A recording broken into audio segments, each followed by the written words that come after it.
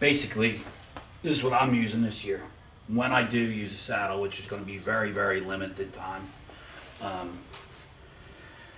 It's got a gear hoist on there, big game gear hoist, one of these things.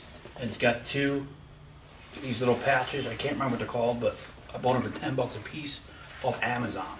These guys are selling these pouches for these saddles 30, 40, 50 bucks a pop. These are 10 bucks. And I wear suspenders with mine because I'm all belly and no butt. So I need them. So it keeps it up very nicely. Like earlier on the tree, these are my two platforms. This one's my biggest one. It weighs 10 pounds. It's heavy. This is the one I'm going to be using. It weighs a total of 3 pounds on the dot. 3.1. Can't beat that. 3 sticks with straps. 6.13 pounds, so 7 pounds. That's 10 pounds.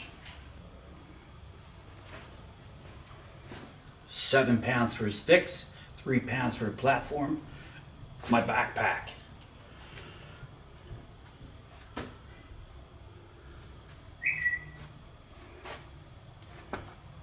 £3.12 pounds. So 7 and 3 is 10, plus 3 is 13 pounds. You can't beat that, man. I don't count my saddle weight because I have it on as I'm going in. Another thing I can't stand is the leg straps drive me nuts.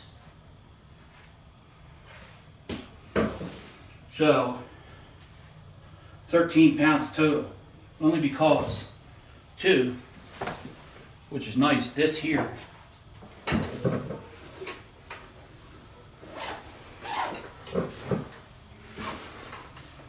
fits right in my bag. I put my sticks right here, throw this on, and I'm off to the races. Now we're going to compare this thing. This is really nice because it's a bigger platform. It's very well made, and really the best option of this is the knee bar. You don't need knee pads, or a pad that goes around a tree. So, but it's heavy for a platform. This thing weighs. This platform weighs 9.5 pounds.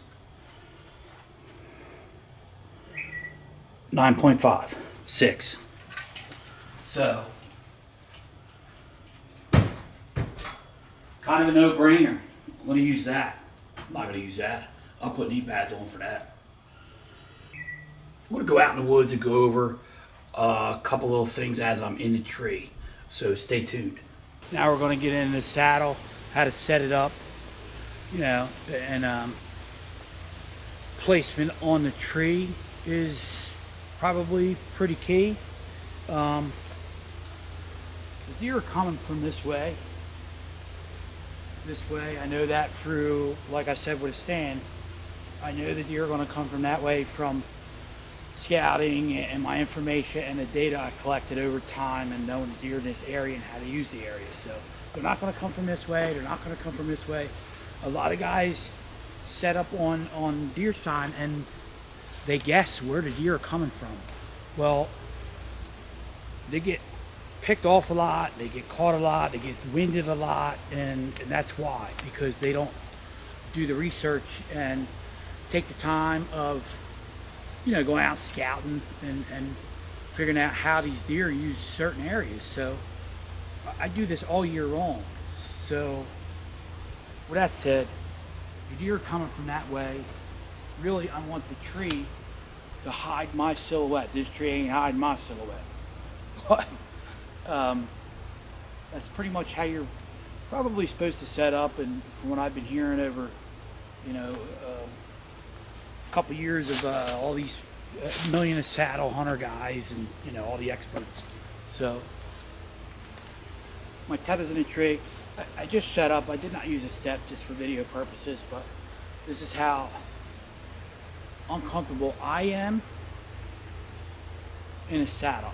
It's just, to me, it's just one dimensional. I'm in the tree. The deer are coming from that way. For some reason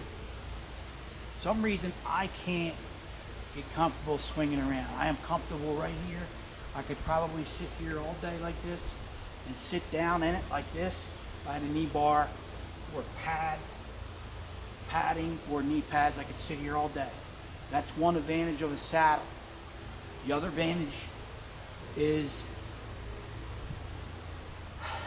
you can get in pretty much, it's so lightweight that you can scout and hunt. You can get on hot sign, but you better have the right tree. Like this bare tree, you can't have no cover behind you, because once again, if I want to swing around this tree, which I can't, I don't know where people get off unless you have other steps going around the tree.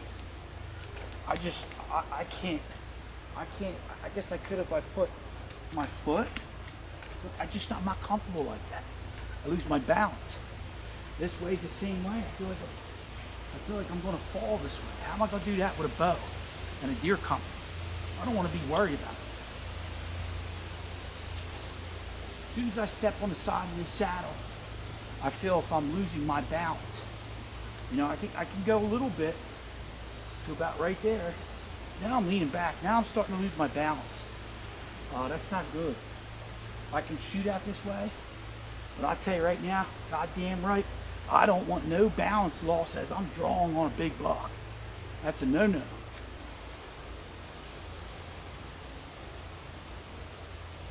Now here we are.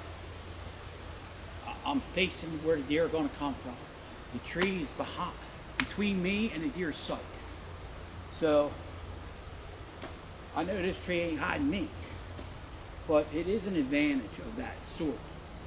You don't need sort of cover or not, but that's the tree between me and where the deer are coming from. I'm going to offset it now and see how it looks then, and see how much more you stand out. Now we're offset. The deer coming from that way, I'm still this way. I can't really get behind the tree. I can a little bit, but my feet are on the side of the platform. So my bow's here, my bag's here, right? So I'm standing here, deer's coming in, so what I'm going to do is hide behind a tree. The platform's offset. Come back out, pick my bow up,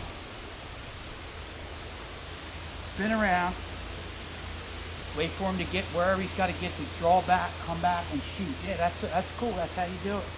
But this whole idea of the tree being between you and the deer, where the deer are coming from, is very difficult for any newbie to this saddle stuff, because it takes a long time to get used to getting around the tree.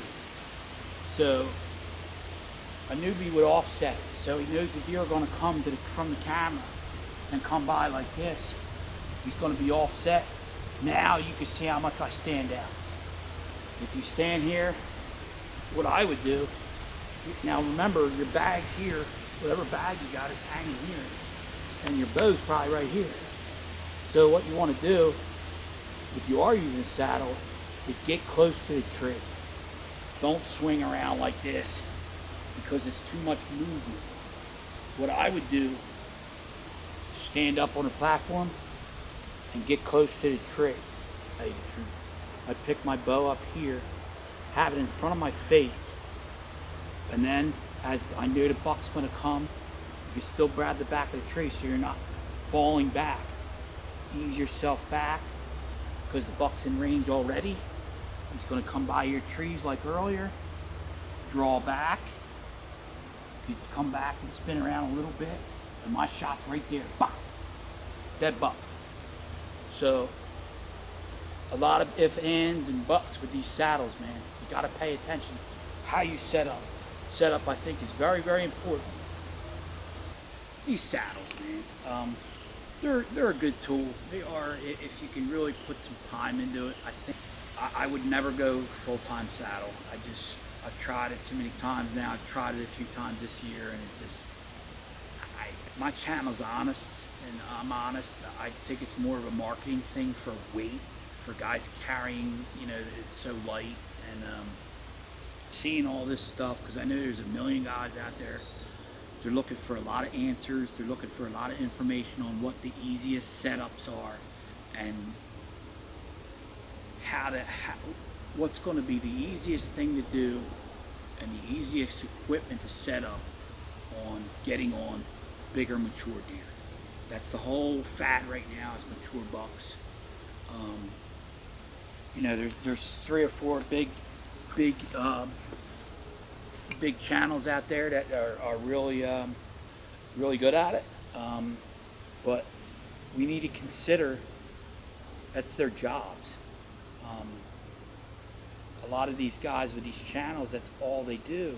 They don't have, some of them don't have kids, or they have older kids, or they're not at that area in their life yet where kids are the priority. Most of you guys watching have, your 9-to-5 workers. You don't have time to go scouting every single day, and I can't send a guy to Nebraska or scout this property before I get out there. I can't do that. I don't have the ability or the means to do that. Some of these big channels they're teams. They're sending these teams, and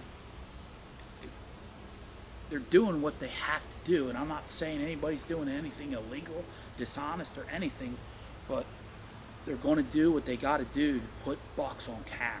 So keep that in mind, man, what you're watching online. I think some of these channels are getting almost as bad as the TV shows. They really are. And that's my spiel on these saddles, man, and the difference between that and a stand. So you got a little bit of it now, and make your own decision. A lot of this information is going to make you a better hunter. It's going to make you more efficient. It's going to teach you how to be more consistent every year. So you just got to get in a tree, man. It comes down to it where you got to be in a tree. You can't kill a buck cyber scouting. Cyber scouting is for one time, but you got to be scouting and hunting, man. You got to scout. You got to get in the woods and hunt. You can. Very little people can cyber scout, go and hunt it. I've done it. I know a couple other guys. Dan Info does it all the time. But the guys know what to look for, man. Get in the tree and try to get into the wettest place, nastiest places there is. That's all I can say about that. That's where you're going to see the bigger ones. You're not going to see the bigger ones really a lot of times out in this daylight hours, out in these open spots where these oak trees are. Remember, the oaks are in the higher ground. Oak trees grow are in higher ground, higher elevation. Even in the flat country, it'll be little hills. That's where the oaks will be. All the swamp stuff will be down low. But most of your oaks and your reds, the whites, blacks, the pins, they're going to be up in the uplands. In the higher, it could be 3 feet. That's it. That's all it takes from, especially on the East Coast. There's not a lot of hills on the East Coast. It could take 2 or 3 feet to grow an acorn tree or an oak tree. So keep that in mind. Thanks for watching. Appreciate it. Make sure you share and like and subscribe to the Buckside.